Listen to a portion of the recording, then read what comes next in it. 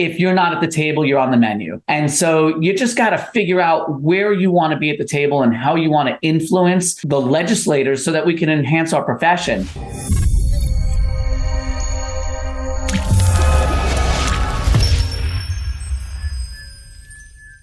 Well, hello, everybody. Dr. Ron Oberstein, president of Life Chiropractic College West, coming to you with another one of our fantastic Life Leadership Line series. Today, I got a very special guest, Dr. Brian Stenzler. Welcome, Dr. Brian. Thanks for having me, Dr. Ron. So thrilled to be here. Absolutely. And Brian and I are on a first name basis. We'll probably continue on that through the podcast. I've known Brian for many years. I'll give you a history of Dr. Brian. He graduated Life University in 1998. So he's been in the profession now and practicing for 24 years. He was in New York for his first 8 years. You'll probably pick it up on his accent. He got a very successful practice and was involved. He's on the executive committee of the New York Chiropractic Council, doing all kinds of very, very cool things there. And then decided, I don't know, Brian, the winters were too much or whatever. So he moved out to sunny Southern California and came to San Diego, where we got to meet and practice together. And he got involved in a lot of things in California, in the California Chiropractic Association, in the San Diego area, working with political leaders there, people, whether it's senators, Congress people, things like that. And he's also was deeply and still is deeply involved in Chiro Congress, doing major, major cool things. Just wrote a book called Dream Wellness, which we'll get into in a bit, but he's just doing some very, very cool things. So, Brian, welcome. Just welcome to the Leadership Line. I've been trying to get you on. We caught up in Florida just recently, in Orlando, and it's great to have you. Thank you. Well, let's talk about it, man. Listen, from my bio that I just read to you, it just sounds like, or I read to the group, it just sounds like you've been involved in a lot of leadership stuff. I know you had about 3 practices in San Diego. We can get into that if it comes through, but let's talk about leadership, because I think leadership's important. And I view you as a leader. We've sat down with, I don't know if they were senators, congressmen, whoever, Joel, whatever his name was, in San Diego, and had lunch. And, you just made all these really cool connections. We're able to really work some very cool roads. But, it really comes down to leadership. And, you definitely are on my top, my Mount Rushmore when it comes down to people who can be connected and make that happen. So talk to us. Well, talk to us about leadership in chiropractic. Yeah, well, that's very kind of you, Ron. And I always loved having you come out and meet with the legislators. It was so great having you, the president of a chiropractic college, very successful practitioner. So you always made me look good in front of Senator Anderson and all those others. That's why I was there, man. I was there to make you look good. It was great. And it worked great. But even more importantly, it was great for the profession. A lot of people talk about, I don't want to get involved in politics. Politics is not me. Pasquale Sarasoli, one of my greatest mentors, the reason I'm a chiropractor in many ways, would say politics, poly is many, and ticks are blood-sucking creatures, right? But the truth of the matter is, and we all hear this, is if you're not at the table, you're on the menu. And so you just got to figure out where you want to be at the table and how you want to influence the legislators so that we can enhance our profession. One of the things that I've mentioned to you in the past is that there's never an easy or good or convenient time to get into leadership, but it still means we need to do it. Yeah. Yeah. So, when you talk about leadership, and even to our younger practitioners, though, the leadership line is geared toward, more senior leadership or senior people. But, what's it look like? Like here's what I see. And you were involved in state politics and state associations, both in New York and in San Diego. And, the new kids on the block come out of school and they're hungry and they got a lot of energy, and boom, they try to get snatched up to be used, and I tell the students, hey, donate your, money, sit and listen, do what you can in your practice, but spend your first couple years, getting your practice going, because that's really the most important thing, that you could do for yourself at that moment, but support the groups that are out there supporting it, and then get involved. How do people get involved on all levels, from whether they're new graduates to people who've been around? Yeah, it's a great question. For me, I had that instilled in me from very early on. I went to Dynamic Essentials. When I went to Life, I never missed a single Dynamic Essentials meeting. And I remember Dr. Umber, Didi Umber would always talk about when he was running for president of the ICA, like, you've got to be involved, you've got to be a member. So I was a student member of the ICA. I was a student member of the Georgia Chiropractic Council, just because it was the right thing to do. So it all starts with membership. And then when I graduated from life and I moved to New York and I was practicing on Long Island, of course, I joined the New York Chiropractic Council right away. There were 2 state associations in New York. I chose the one that was more vitalistically, philosophically aligned with my values. And so I didn't have any negative feelings necessarily towards the other organization, but I was very positive and pro the other one. And, I would just start showing up to district meetings. That's where it started. And, they try to volunteer you for little things here and there, but I was busy. I was trying to start a practice. And leadership was the last thing on my mind until, of course, something big had happened. So what was it? What was it? Yeah. So there were talks about those 2 state associations merging. Yeah. And on paper, it sounds like a great idea. I think unity is very important in our profession because you could have unity without uniformity. We have some great leaders in our profession that have talked about that. Bill Meeker has talked about that. And I agree with that. But one of the big things that when the 2 organizations were talking about merging, I wanted to know what were the values, the core values of the other organization? Where were they philosophically? Where did they want to go? And where were we? And what were our core values and so on?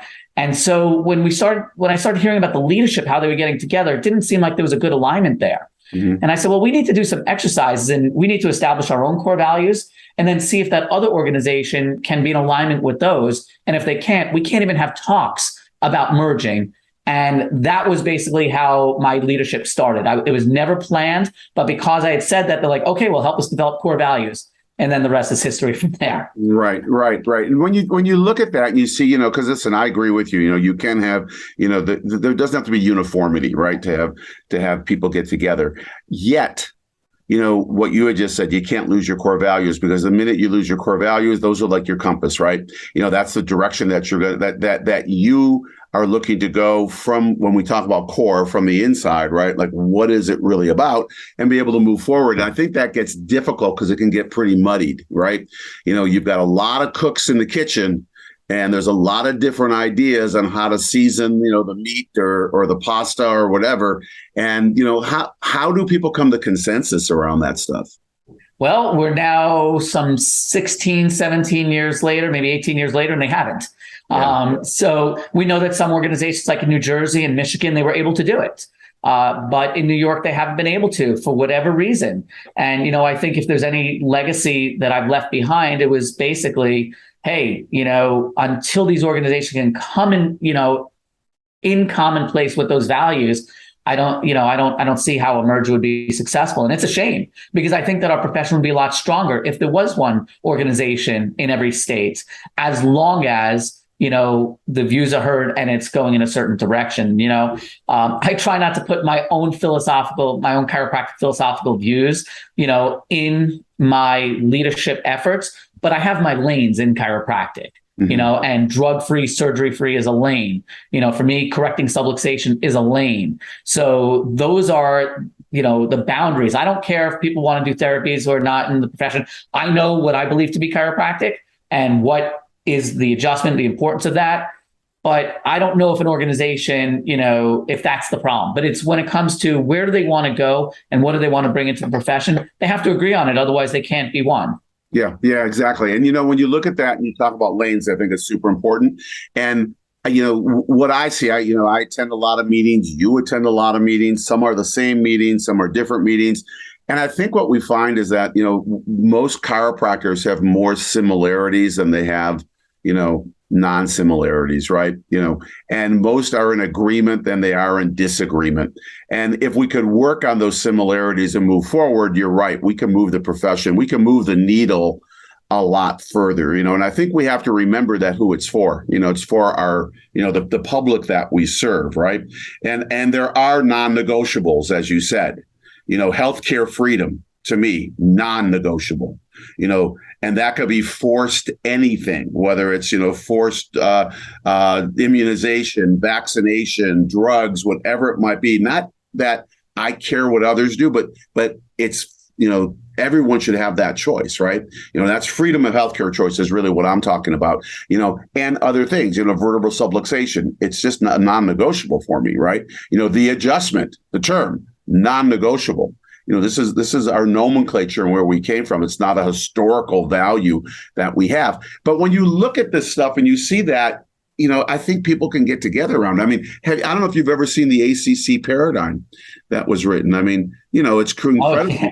Yeah. And at Well, that I have. We've talked about with Cairo Congress. that's right. We just talked about that. Well, I'm sorry.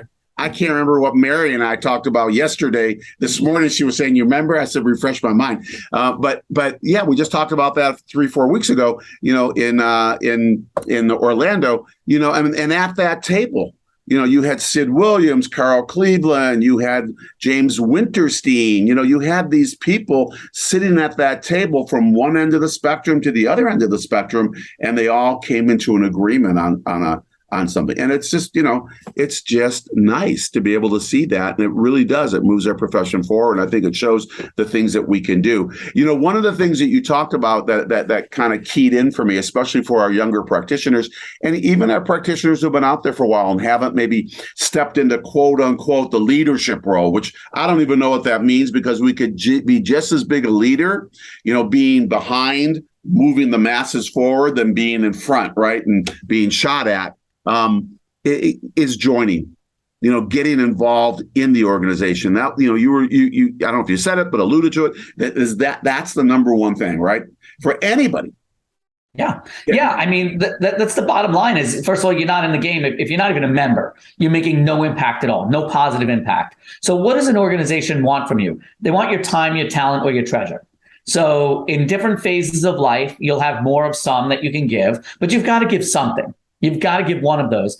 And, my feeling about that is, when I moved to California, there was one state association there. And it really did not very much align with what I believed with my values that I had in New York, the New York Chiropractic Council. And I'm like, do I want to even be a member of this organization? Most of my friends that had the same philosophical views were not members of this organization at all. And so I'm like, well, do I want to financially support that?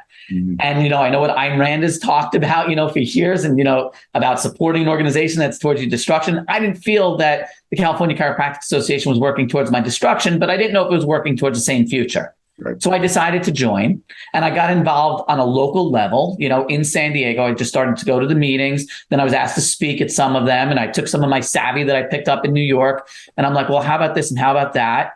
And then I started attending some of the board meetings on the state level.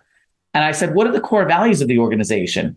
I'm like, well, we don't have them written out. I'm like, well, I think we need to do that. So I joined the philosophy committee of the California Chiropractic Association. I'm this little peon, new to California. And it was one of those things where I took very similar of what we did in New York when we created those core values, which were basically stemmed from the ACC paradigm. That was what we created. And so we had this committee.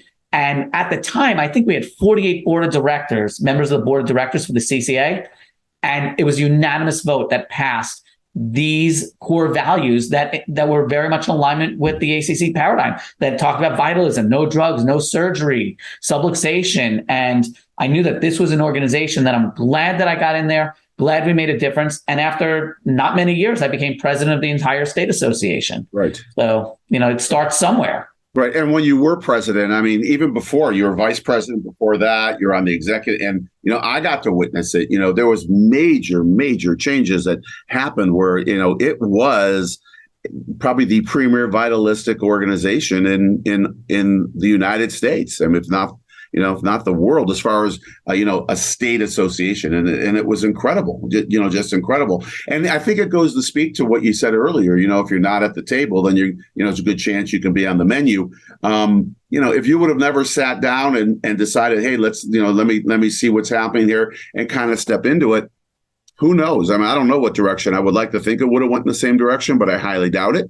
And it really made a huge difference. So it does make a difference to get involved. It does make a difference. I learned that, and maybe you learned the same thing from Dr. Williams, Dr. Sid Williams, I mean, he was involved everywhere. I mean, you name it. And he had people everywhere sitting at the table, and making friends. And you and I both know that the meetings aren't held at the table. They're held in the bar or at the restaurant, that kind of thing. And that's where everything really kind of gets accomplished and gets talked about. And you make your friends and you trade your horses and you do those kind of things. And I'm thankful, man. I'm thankful that you got involved in the level that you do. And right now I know you're involved in Cairo Congress. Is that correct? That's right. Yep. You're a vice president in Chiro Congress, and I'm sure I don't know if they have a succession plan or not, but I'm sure you'll be headed into the presidency at some point, whether you like it or not. It's just kind of what happens. Tell me what's going on there. Tell our viewers, what's happening in Chiro Congress. Yeah. So for those of you that don't know what Chiro Congress is, it's the Congress of Chiropractic State Associations. The acronym is COCSA, used to be referred to as COXA. So a lot of people had issues with being called the Big Cox and all that other stuff. Our good friend Tom Clapp called it that, the Big Coxa, may it rest in peace. But now we're called Chiro Congress, but it's the same thing. Chiro Congress is where all the state association leadership goes. So whether it's the president or vice president or the executive director or governmental affairs director, where the state association leadership goes to learn best practices, to make their state associations as strong as they can possibly be. And so, I started attending Chiro Congress meetings when I was president of the California Chiropractic Association. Actually, even a year before that, I started going about 2013, got on the board locally in the district level, became second vice president, next to be first vice president. And then if I don't get impeached before that or something else happens, I'll be president, of course. But that organization does some really great stuff because it's a very nonpartisan group. It's not ACA, it's not ICA, it's not IFCO. We have members of our board from all of them. Our state association members are all of that. And I think the biggest thing that has spawned off of Chiro Congress most recently is the Future of Chiropractic Strategic Plan, which we've now handed it over to a brand new board of directors that is now not even part of Chiro Congress, but through the Chiropractic Summit and through the ACC, like the things that you're doing, there was a need for a big strategic plan, kind of like what the Physical Therapy Association started 25 years ago. And that's where they've gotten to where they've gotten to now, all these 2 decades later. We got to see, where are we going to be in 5 years, 10 years, and 20 years from now? So I think that's probably the single most important thing that has spawned off of Chiro Congress. But I'm really proud to be a part of that organization. Yeah. And when you talk about that, Brian, it's so interesting. Once again, you started at a very local level and, started building up in it. And I think it's really important for our viewers to understand that to make a difference in chiropractic, it's a process. It's not like you just immediately get picked up and you go over here. It's a process, and you start small and then you get involved. You find the avenues that you like and you just kind of keep moving towards those avenues, right? And make that happen. And I think the biggest thing around that is that, besides the greatness that every individual can give towards the profession, right, which is so important because, all of us need to be able to give towards that, no matter where you are on the bus. You don't have to be driving it. You could be in the middle of the bus, in the back of the bus, in the front of the bus. It really doesn't matter. You're still on the bus. But I think it also develops leaders in our community, and I think that's an important topic to talk about because, we're talking about doing this for the profession, but the truth is the profession only exists for the public. And if it exists for the public, then how do we become leaders in our community so that we can reach more of our public? And, Cher, I know that, you definitely have great leadership skills and we're a leader in the community in San Diego, and your patient base, and you had 3 different offices and 3 different areas that kind of surrounded, and people don't really know this, but San Diego is, it's huge as far as demographic, it's a big, big county. How do you see that happening? The leadership in community. Well, again, it starts with the small things, doing little things here and there, whether you go and, you reach out to a library and say, hey, I want to do a talk here, or you go to a health club. That was something I love doing. I love doing screenings at health clubs. I'd bring my scanner, my EMG and thermography and do all those scans. Start talking at schools. When I practiced on Long Island, I used to be the person checking the kids' spines for scoliosis, which I never diagnosed scoliosis for a single person. I would just talk to the parents about, hey, this is what we see and blah, blah, blah. But it's little things and getting involved. And sometimes, especially now with healthcare freedom on the docket with everything, it's gotten so much easier for chiropractors to get involved in activism and stuff like that in the community. And we have to do it smartly. We don't want to come across as some lunatic, but we want to have this, we have science that backs up what our beliefs are, and that's interestingly one of the things that I think is good to talk about is when the California Chiropractic Association decided to oppose that vaccine mandate, first was AB 2109, then SB 277, that this is way before COVID, as you know, that when they took away the religious exemption and the philosophical exemption. Right. And for our audience, this is children's vaccination and be able to, get into public schools and things like that, and private schools too, actually. That's right. And this is even before I even had a kid. My wife wasn't even pregnant at the time when all this was going down, but I knew where our values were. And so we had a choice to make. We had a major crossroads. And I think that if we didn't have the board that we had at the time with more vitalistic, we never would have opposed the bill. But we were the only organized organization in healthcare that opposed the bill. The others were just very silent on it, even the ones that didn't like it. And so we went up there to Sacramento. I was there testifying. You were up there. I know Dr. Kelly was up there. A lot of us were up there at the time and really fighting this bill. And I can't tell you how many parents from around the state were thanking us. Yeah. They had no idea that chiropractors helped kids who were vaccine injured or gave another opportunity. Like, it's one thing, I'm not going to talk about vaccines, good or bad. People can make their own decisions. But I think that if a family chooses not to vaccinate their child, but they're feeding them McDonald's and, cruddy food, and they live a lifestyle that is not healthy, well, maybe they're better off with the vaccine because at least there's some form of protection. But we know where chiropractic, where that lifestyle fits into it. And these parents had no idea. They just thought vaccines were bad, maybe because of something that they heard, or maybe because their child was injured or killed through a side effect. But they had no idea that chiropractic can help enhance the function of the nervous system, which in turn, we know what that does for the immune system and every other aspect of human living. And, there were times that I'd be at the airport and a parent would just come up to me and thank me. Like, they'd be like, "You, Brian Stenzler." I'm like, "My gosh, how do you know?" And they saw me testifying, or they see me at the Capitol. And I thought that was like the coolest thing, because I can't tell you how many families said they now take their kids to a chiropractor. They had no idea the role that we played in healthcare. Yeah, absolutely. And like you said, it starts, and it could be starting at a gym. It could be starting at a library. It could be starting at donating our services. I mean, think about this. How many times do organizations in a city, whether it's the fire department or the police department, or whoever, have people come in and just donate their time, donate their energy to be part of the community, right? And that's how leadership takes place. It's just really giving of your time, your talent, and sometimes your treasure, making sure that you're giving money to the right organizations, and and your office in the community is supporting, certain needs and things like that, and they're not looking for thousands and thousands of dollars. Even if you gave, $300, even to Aquinas, even to this, even to having your name on the left field fence in Little League, what people don't realize is that supports the community. And that's really, it's a grassroots foundation for where leadership comes from. It's not about running for mayor, which would be a great thing, of course, if chiropractors want to do that and get that big in it. But, it's leading me to ask you about this because, you wrote a book, and I said that, and I know, we're not plugging anything on the show at all, but, what's inspired you to be an author? I didn't want to be an author. I never wanted to be an author. It was the last thing. I don't even like to read. I don't even read the stuff that I write. Like so many other chiropractors, I had a message to tell. And so I would just start writing down thoughts. I'd write down, innate intelligence, universal touch. I just write down all this stuff, the nervous system. And I'm like, maybe I need to write a book. Maybe there's a book in me. And I started writing that book a good decade before it was ever published. And, at first I was like, well, maybe I could get 30 or 40 or 50 pages out. And by the time I was done, it was 450 pages. I don't know how that happened. But, the truth is we have such an important message to tell.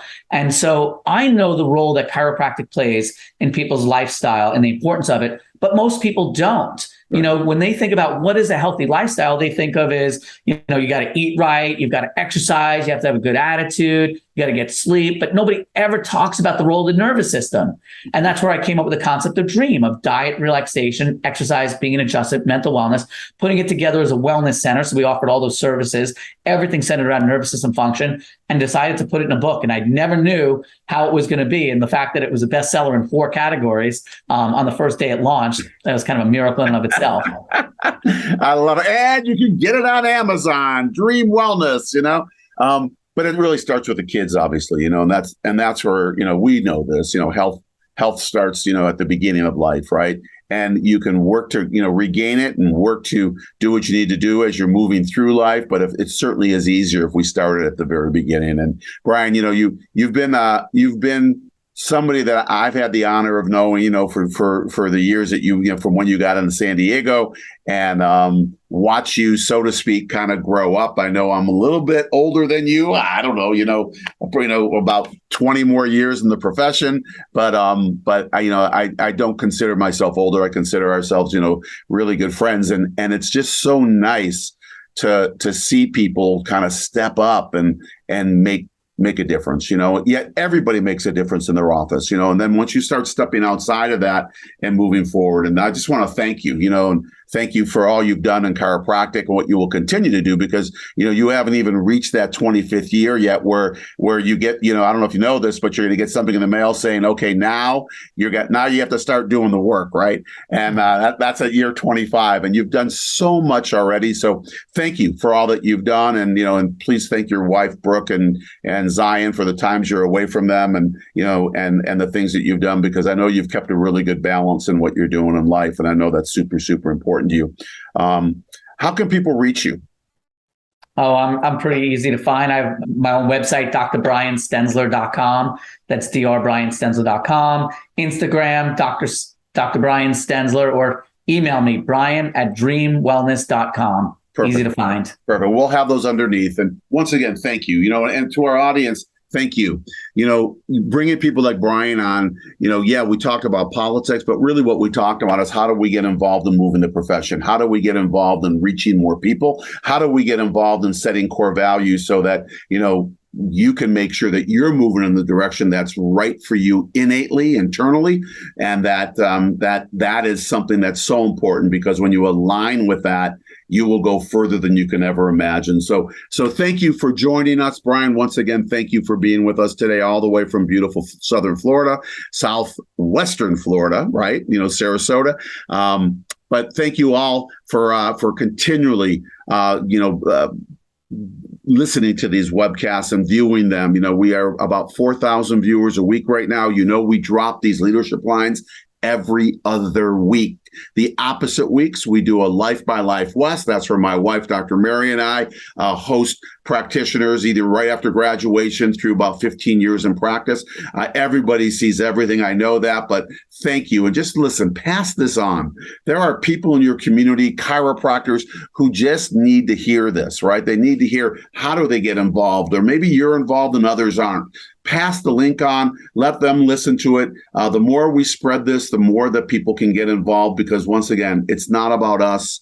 It really isn't. This is about getting chiropractic out to the world and creating a happier, healthier, saner world so that people can express their innate potential. So to everybody, thank you again for being with us. I love and appreciate you. From Dr. Brian and myself, we'll catch you on another leadership line. And until then, keep loving those around you, keep serving from your abundance, and keep spreading the message of chiropractic. Talk to you later.